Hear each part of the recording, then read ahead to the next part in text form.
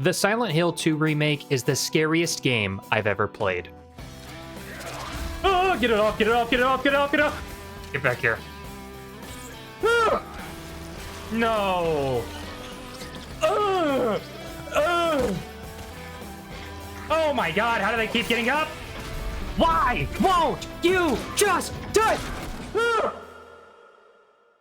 As you can see, I don't do well with horror games, but since Halloween is right around the corner, I wanted to play something scary that I've never played before. The Silent Hill 2 remake released back in 2024 by the Bloober team. They rebuilt the game from the ground up, overhauling the visuals and gameplay while keeping the core foundations of the story of the original game. In this video, I'm going to be reviewing Silent Hill 2. I'll be covering everything from the story, gameplay, visuals, and sound design of the game, so that way you can decide if you want to play this for yourself. If you enjoy the video, please give it a like and consider subscribing to the channel for more gaming-related content.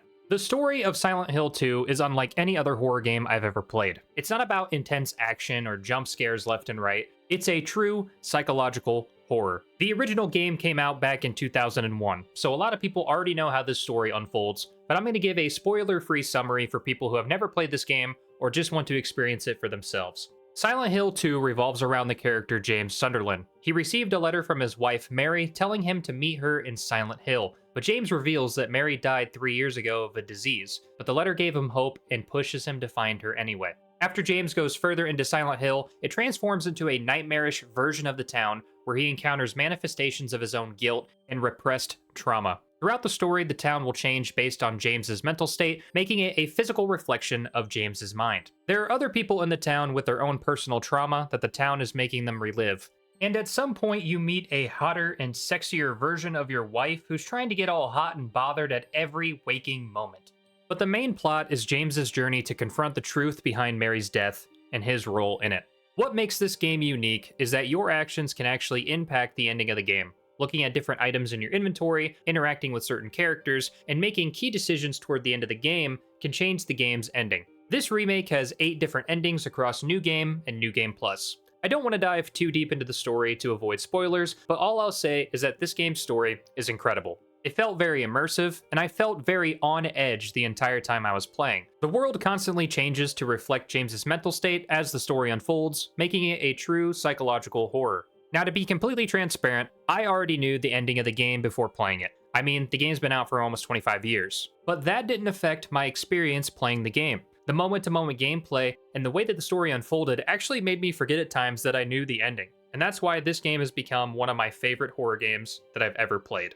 The gameplay was completely overhauled from the original. They changed the camera to a more third-person over-the-shoulder view to modernize the gameplay. I think this change was very smart because it makes some of the levels more intense. The moment-to-moment gameplay will have you on high alert because the enemies can be hiding around every corner, which brings me to one of the most impressive parts of this game, which is the enemy AI. The AI in this game is designed to be able to adapt to your actions. If you allow the enemies to get too far away, they can reposition themselves into another corner of the room to try and jump scare you again. Or if you aim your gun at them, they'll try to become a little bit faster and hide behind cover so that way you can't shoot them. You can imagine how scared I was when I look down a long hallway and I see 4 to 5 wall-crawling spider hybrids ready to reposition themselves and jump all over me. No, no, no, no, no, no, no, no, no. Oh my, ugh, ugh, ugh. All right. Ugh, ugh.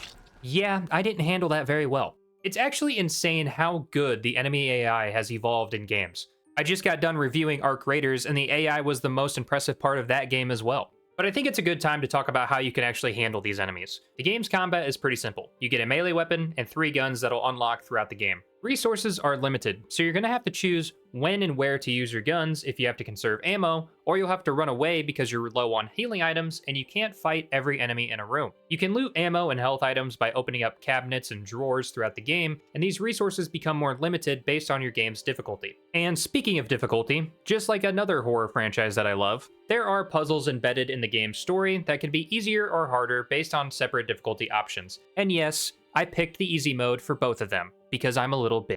I mean, I am an absolute gamer. But just because it's simple doesn't mean it isn't good. James is an average guy, and the fact that he struggles with combat and doesn't have a lot of tools at his disposal makes it a more immersive experience. I was going for the Platinum Trophy as a personal challenge, and one of the trophies was for completing the game without the radio being on. Oh yeah, there's a radio that you get pretty early on in the game that will alert you if enemies are near. So turning this off made me completely unaware of enemies being near me unless I was able to hear them making noises in a corner somewhere.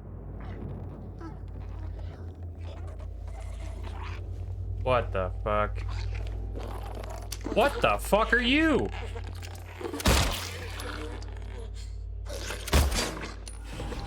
Dude, do you just eat bullets for breakfast? I really can't say for sure if this made my experience better or worse, but I'm personally glad that I did this on my blind run and turned the radio off.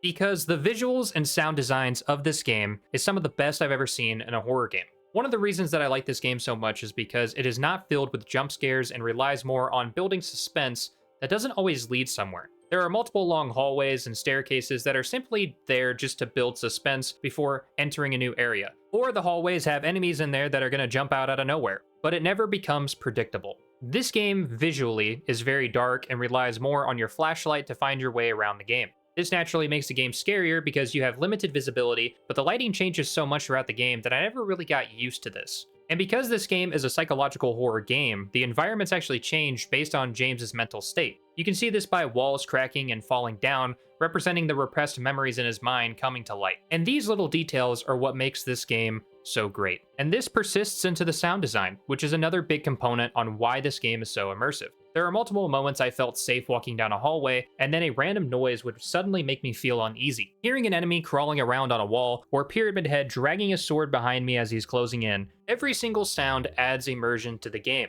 Because my blind playthrough of the game had a no radio run, I might have been more aware of these smaller sounds that other people might not have heard because they had static in their ear from the radio, but I imagine that this would not change the experience too much.